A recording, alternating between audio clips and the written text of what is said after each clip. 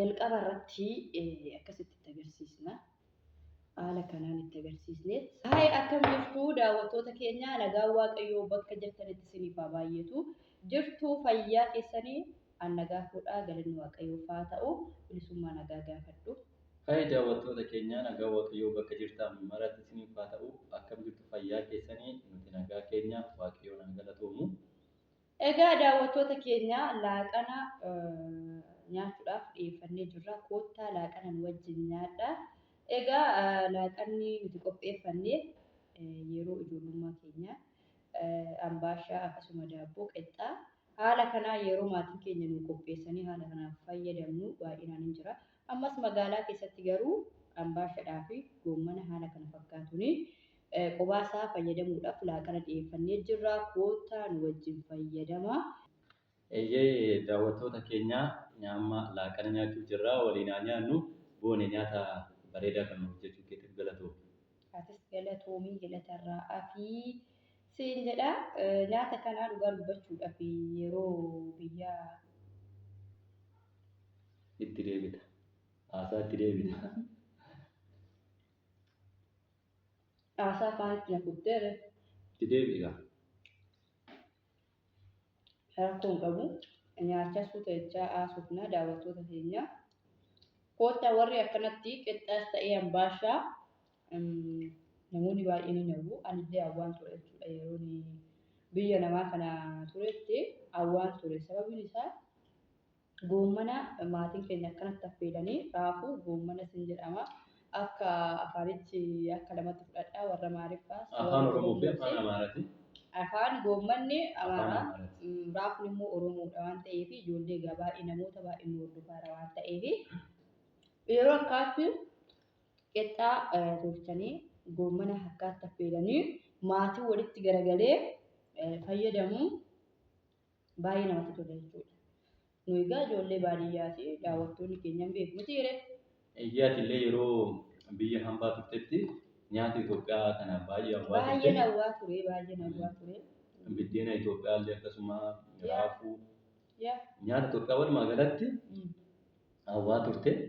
Amma kun watamma argattee biyya keetti deemtee nyaataa jirta. Warra immoo biyya hambaa jiran amma nyaata Itoophiyaawwan isaan otoo waliin nyaanni nutti tolaaf ta'eera jechuudha.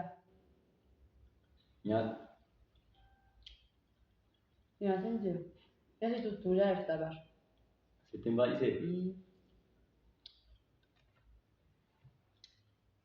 Nyaata ajaa'ibaa kana qarsu ba'ee yookiin suutuma jedhee yeroo baay'ee daawwattoonni keenya maal jedhu fakkaate koomintii irratti. Afaan waliin hin maknee naan jedhu. Afaan Amaariffaa waliin beekaa nama Amaariffaa nan beekaa. Afaan Amaaraa qulqulleessitee haasa'uu guutumatti hin dandeessu. Jechoota Amaaraa afaan tokko jechoota afaan Amaaraa tokko hin beekta garuu ati yeroo afaan Oromoo haasoftu jechuun Amaaraa kun kan Oromoo ta'e keessa makatti. Akka jirtu keessa ni alaa. Garuu nama afaan Oromoo hin dandeenye tokko afaan Amaaraa qofaatti haasetus hin jedhanii afaan Amaaraa guutuu fayyadamtee haasa'uu hin dandeessu. Ofiyyuu alaa oluu ofiyyuu hin galchu malee dubbadheetu oddoo meeqa meeqatti miti amma Amaariffaaf jecha kan inni ala bulee jiru. Mudannoo qabdamu. Mudannoo hedduun qaba malee. Boolee keessatti mudannoon qabaa. Eessattuyyuu mudannoon qaba. Biyya Arabaatti ijoollee Itoophiyaa wajjin yeroo tokko tokko wal argina. Bakka bishaanittis haa ta'u mana namaattis haa ta'u hojiidhaaf egaa yeroo sochoonu wal arginaa miti jireen. Akkuma duudatti waliin ollee galla jechuudha. Maaliif ani afaan Amaariffaa hin danda'u isaan immoo kan Oromoffaa hin dandeenyedha waan ta'eef Arabiif mana amma gaafa uummanni galte waliin yoo taane malee hin danda'u jechuudha. Kanaaf egaa asumaan maal isiniin jechuun dubbii kana kaasee ani guutumaa guututti afaan Amaariffaa hin danda'u. Afaan ituma inni yaadin keessan jalaa dhufaa jedhamuu fi koottaamee nyaadha daawwattoota keenya koottaamee. Si qofa miti. Namoonni baay'een uummanni Oromoo jechuudha. Keessumaa abbootiin keenya, haadholiin keenya afaan yeroo haasawaa yeroo afaan Oromoo haasa'an jechoota afaan Amaaraa baay'ee kan biratti barame jiru uummata biratti baay'ee isaa jechuudha. Isa kana ituma hin beekin keessa fidu. Gidduun fidanii haasa'u inni kun garuu ta'u yeroo afaan Oromoo haasa'u afaan Oromoo qulqulluu yeroo afaan Amaaraa sun immoo afaanuma Amaaraa ta'ee baay'ee gaariidha namatti tolaayyuu. Maal sitti fakkaata? Otoo hin beekinii osoo hin beekin mee keessa sirkaadha. Osoo hin beekin jechuudha. Ani amma yeroo baay'ee yeroo naasa'u guutuu qulqulluudhuma jedhee naasa'a garuu osoo hin beekin koomentii irratti afaan waliin hin makin kan naan jedheen argaa wantoota garagaraan arga malee ani afaanichas hin beeku iddoo dhufee keessa mata beeyis hin beeku. Egaa otumaa sobtuu nyaadhu maaliifi? Ani nyaatan jira. Sagantaan kan nyaatati malee kan nyaataa miti haasaa baay'isnee jirra. Kanan dagattee maal hariin irraa qabda? Akkamitti? Xiqqoo ishee maaliif jennaan xiqqoo isheetti kutadhuuti afaan siyaa'oo. Qaaraa akkanaa qopheessitee amma naguu. Isa kan ishiin kun gooti. Kan caalatti naguu naaf ilaa jirte. Ishiin kun kan gooti ilaa miskin. Haasatu nyaata caala. Nyaadhu maaloo. Maaloo nan nyaadha. Nyaadhu. Maal fakkeessee? Qaaraa? Amma nyaatan jira. Naguu barbaadee dideen nyaadhu. Maaloo ishee filaa nyaachaa hin jirtu mee? Nyaachaa hin jiru miti? Nyaachaa hin jirtu. Nyaadhu. Xiqqoo nyaachaa jira miti? Nyaattu waaquma si jiraachisaa malee. Akkanuma hin fakkaatu. Namni too midhaan nyaadhin jiraataa? Waaquma si jiraachisaa malee nyaata nyaachaa hin jirtu. Maal ta'a? Maal ta'a? Wal guggubuun jenne waan akkasii walitu jira.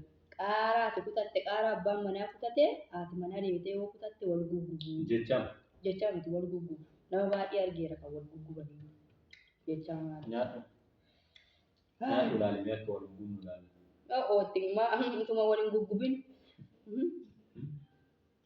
Inqoosta gooftaa ko. Miloo maaloo nyaachaa mee jirtu nyaadhu faa. Ati nyaadhu nyaataa jirtu.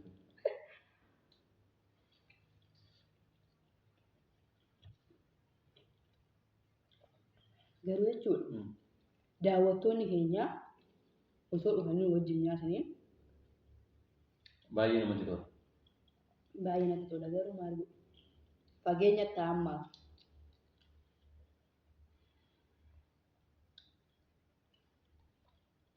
Akkam namatti tola. Akkam namatti tola. Sitti oole miti? Nyaata akkanatti bareedduu kana nyaatanii bishaan innaa irratti dhugan. Waaqayyo naa galatoom. Akkam namatti tola. Galatoom. Tokkoon isaan jirtu waan biyya alaa yeroo biyya hambaa jirtu hawaa turte tokkoon biraafaan jirtu miti amma. Innaa sanayyuu kan inni argannetti kana wiinsaa na fidhe amma biyya koo galee immoo. Yaadatta waan nan jechaa turte biddeena Itoophiyaa daabboo raafuu. Ani immoo yeroo wanta akkasii qophaa'e egaa si yaadadhee otoo lubbuutti ol suudhuu nyaata. Mormatti na rakkatu Ana. hin soofne.